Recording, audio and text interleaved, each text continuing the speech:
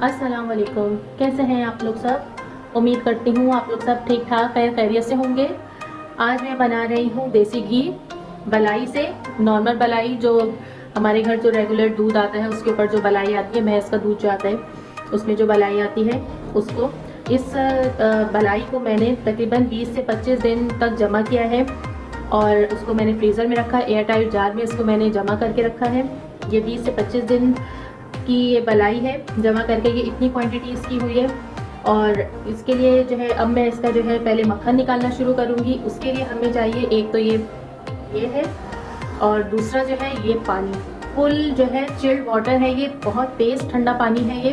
और हमें पानी, अगर आपका पानी नॉर्मल होगा, रूम टेम्परेचर पर होगा या इसके अलावा जो है क्या कहते हैं हल्का ठंडा होगा, तो फिर आपका मक्खन नहीं निकलेगा इस बलाई के अंदर से। और अगर पानी को आपने जो है बिल्कुल बहुत तेज़ ठंडा फ्रीज़र में रखना है कि हल्की हल्की से इसके अंदर बर्फ़ जमनी शुरू हो जाए, तो उससे जो है बहुत जल्दी जो है इसमें से मक्खन निकलेगा। तो चलिए अब मैं जल्दी जल्दी बनाना शुरू करती हूँ।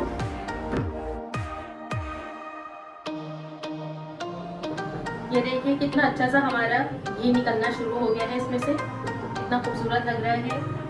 मेरे किचन में देसी घी की खुशबू जो है फैल रही है।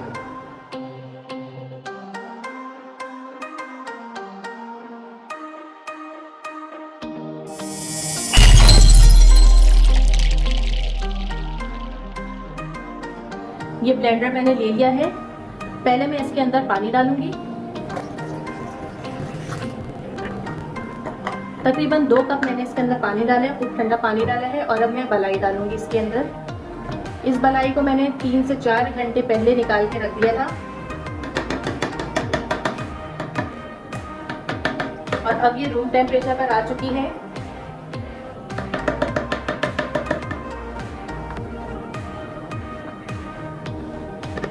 बस बहुत ज़्यादा नहीं भरना वरना बनेगा नहीं सही से। चलिए ये हो गया है। अब जो है मैं इसको जो है इतना ब्लेंड करूँगी, तकरीबन 6 से 8 मिनट तक इसको ब्लेंड करूँगी।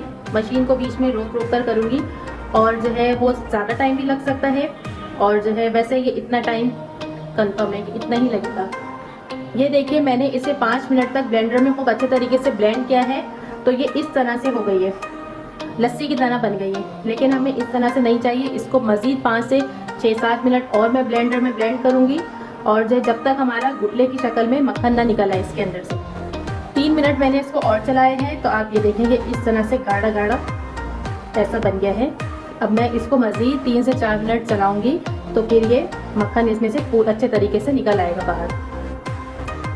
ये देखिए मज़ीद 4 से 5 मिनट चलाने पर हमारा ये मक्खन देखिए सेपरेट हो गया है। मैं इसको निकाल के, मैं हाथ से निकालूंगी, हाथ मेरे साफ है।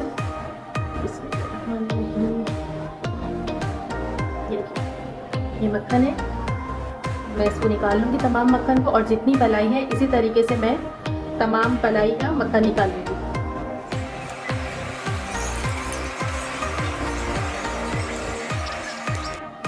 ये देखिए तमाम मलाई का मैंने मक्खन निकाल लिया है और इस मक्खन को जो है मैंने हाथ से अच्छे तरीके से निचोड़ कर जो एक्स्ट्रा इसका पानी था वो मैंने निकाल दिया है। और अब आप ये देखिए मैंने इसको मीडियम आंच पर ये चूल्हे पे चढ़ा दिया है, मीडियम आंच पे। और ये देखें घी बनने का इसका प्रोसेस स्टार्ट हो गया है।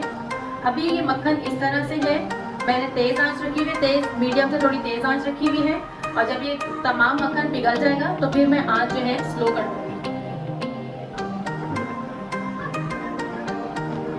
ये देखिए मक्खन जो है मेल्ट हो चुका है और आंच मैंने अभी तक मीडियम ही रखी है, मीडियम से थोड़ी तेज़ ही रखी है।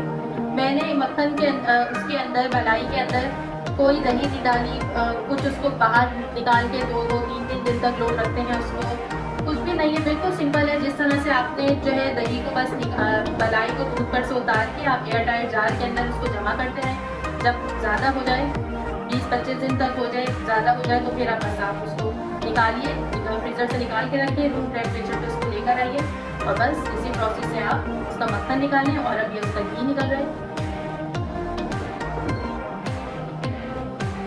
बस अब मैं इसकी आंच जो है मीडियम कर दूंगी, मीडियम से थोड़ी कम कर दूंगी और जो है इसको मुसलसल चलाने की भी ज़रूरत नहीं है, ये खुद ही जो है अपना जो है घी में कन्वर्ट होता रहेगा। ये देखिए आप, घी ऊपर आना शुरू हो गया है, बस ये इसी तरह होता रहेगा।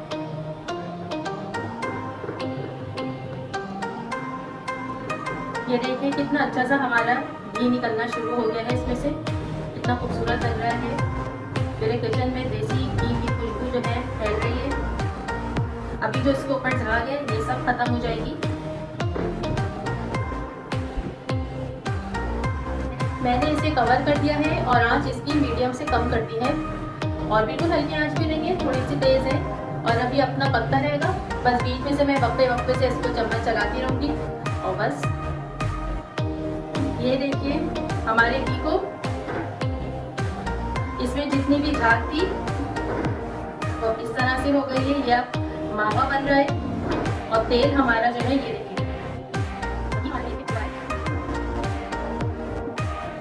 15 से 20 मिनट इसको और लगेंगे मुकम्मल तैयार होने में। घी हमारा तैयार हो चुका है और अब मैं इसको छान कर निकाल लूँगी। तैयार हो चुका है हमारा बहुत ही ज़बरदस्त सा देसी घी। आप इसका कलर देखिए कितना खूबसूरत लग रहा है, इसका जायका भी बहुत अच्छा है। और इसको पराठों के साथ इस्तेमाल कीजिए। मैं सुबह पराठे इसी घी के बनाती हूँ। हमारे इस तरीके से आप देसी घी बनाइए, बहुत अच्छा बनेगा। और मुझे अपनी दुआओं में याद रखिए। फिर हाजिर होंगी एक नई रेसिपी के साथ। खुदा हाफिज़।